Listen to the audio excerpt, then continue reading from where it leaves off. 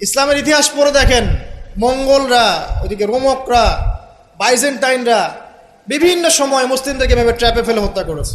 মসজিদে ঢুকিয়ে চারদিক থেকে মসজিদকে পুড়িয়ে দিয়েছে, আগুন দিয়ে দিয়েছে। এরকম অনেক ঘটনা ঘটেছে ইতিহাসে।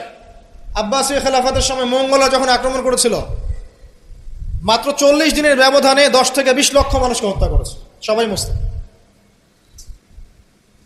একটা কথা মনে পড়ে যায় ঘটনাটা বলতে গেলেই, ওই সময় আব্বাসীয় খেলাফতের যে আমির ছিলেন বা খলিফা ছিলেন, তারা মোটামুটি দুনিয়া পূজারী হয়ে গিয়েছিলেন আর কি। দুনিয়ার যে মোহ তাদের মধ্যে ঢুকে গিয়েছে, ধন সম্পদ জমা করে করে এক একজন স্তূপ করেছিল আর কি। তো মঙ্গল যে কমান্ডার ছিল, যে হত্যা করেছে, সে আব্বাসীয় খলিফাকে তখন হেসড়ে নিয়ে এসে বলছে, কি চাও? সে বলছে, আমি পিপাসার্ত, পানি চাই। ওকে কারাগারে নিয়ে গিয়ে ওর মুখটা দুজন মিলে খুলে, দুজন দুদিক থেকে ধরে সোনার কয়েন ঢালা হয়েছে গলার মধ্যে। ও যে খাও, এগুলো পান করো।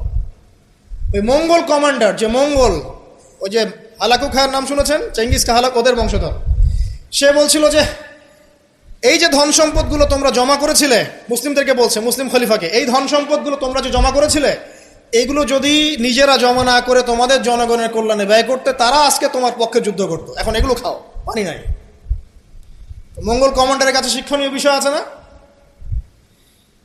যেটা বলছিলাম, নবী সাল্লাল্লাহু আলাইহি ওয়াসাল্লাম ক্ষেত্র বিশেষে বদদুয়া করেছেন। এই ব্যক্তির সম্পর্কে বদদুয়া করেছিলেন যে, আল্লাহ আমাকে কষ্ট দিয়েছে, আমার মুখে থুতু নিক্ষেপ করতে চেয়েছে, আমার পোশাক ছিঁড়ে ফেলেছে, আল্লাহ তুমি তোমার জাহান্নামের কুকুরের মধ্যে একটা কুকুরকে দিয়ে খাইয়ে দিও। এই ব্যক্তি সিরিয়ায় গিয়েছিল ব্যবসা করতে, হঠাৎ করে রাত্রেবেলা দেখে চারপাশে বাঘ। আর এগুলো কোনো গাল গল্প নয়, হঠাৎ করে বাঘ চারপাশে। সে বলছে, আমি মারা যাব। তার সঙ্গী সাথীরা বলছে যে, আমরা তো এখানে আছি, কোনো সমস্যা নেই, আমরা তো কিছু দেখতে পাচ্ছি না। সে বলছে, না, আমি যা দেখতে পাচ্ছি তোমরা দেখতে পাচ্ছ না।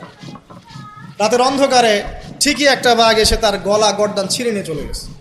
ওই যে বদদুয়া নবী সাল্লাল্লাহু আলাইহি ওয়াসাল্লামের, এই যে ফল। আরেকদিন নবী সাল্লাল্লাহু আলাইহি ওয়াসাল্লাম নামাজ পড়ছেন কাবার হাতিমে, সেজদা দিয়েছেন।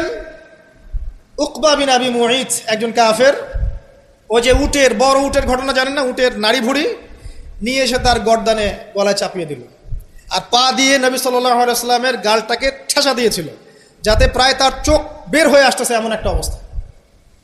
যদি কাউকে এভাবে চাপ দেওয়া হয় খুব জোরে, চোখটা লাল হয়ে যাবে না? এইভাবে স্পষ্ট লেখা আছে সিরাতের গ্রন্থগুলোতে। নবী সাল্লাল্লাহু আলাইহি ওয়াসাল্লামকে এই অবস্থা থেকে উদ্ধার করলেন তার মেয়ে ফাতিমা রাদিয়াল্লাহু আনহা। আল্লাহর নবী প্রচন্ড কষ্ট পেলেন এই দিন, প্রচন্ড কষ্ট, এবং হাত তুলে তিনি একটা একটা করে নাম উল্লেখ করতে থাকলেন। আল্লাহ, আবু জাহেল ইবনে হিশাম, উকবা বিন আবি মুঈত, উতবা, শাইবা, রাবিআ, নাম উল্লেখ করতে থাকলেন। আল্লাহ, এদেরকে তুমি ছেড়ো না, এদেরকে দেখে নিও। নবীজি একবার যখন আল্লাহর সামনে বলবেন কিয়ামতের মাঠে, আল্লাহ আমার উম্মত, আল্লাহ আমার উম্মত, আল্লাহ পাক এক দোয়াতেই নবী সাল্লাল্লাহু আলাইহি ওয়াসাল্লামকে বলবেন, তোমার উম্মতের মধ্যে যার অন্তরে সরিষা পরিমাণ ঈমান আছে, ওকে বের করে নিয়ে আসো। সেই মানুষ যদি বদদুয়া করে নাম ধরে, তাদের কি অবস্থা হবে এবার চিন্তা করেন। সেই মানুষের শান, তার মর্যাদা, তার চরিত্র নিয়ে কেউ যদি কথা বলে, কটূক্তি করে, তার অবস্থা পরকালে কি হবে চিন্তা করেন। দুনিয়াতে হয়তো কিছু হবে না, হয়তো পার পেয়ে যাবে, এই দুনিয়াটা চূড়ান্ত ফলাফলের জায়গা নয়।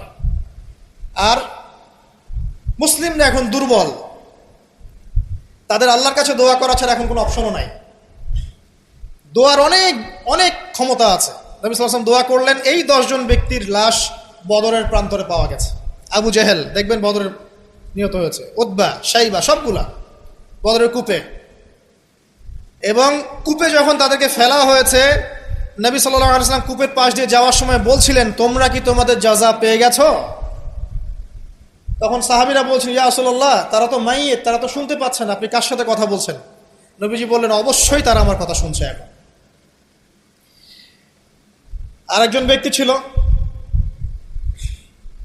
যে নবী সাল্লাল্লাহু আলাইহি ওয়াসাল্লামকে নিয়ে এই কবিতা, গল্প, নৃত্য, মেয়েদেরকে নাচাতো, এসব তৈরি করতো, মক্কা ছড়াতো। তার নাম আশনাক বিন শারিক। একটু বৃদ্ধ লোক ছিল, বুদ্ধিজীবী টাইপের আর কি, খুব পণ্ডিত। তো এই কাজ করতে থাকতো। নবী করিম সাল্লাল্লাহু আলাইহি ওয়াসাল্লাম বদদুয়া করেছিলেন প্লেগ, বসন্ত, গায়ে পচন ধরার মধ্য দিয়ে লোকের মৃত্যু হয়েছে। আরো আছে, বলতে গেলে অনেক সময় চলে যাবে, আপনাদের খুতবার সময় খুব শর্ট, আমি অন্য টপিকে যেতে যাচ্ছি আর কি। আমি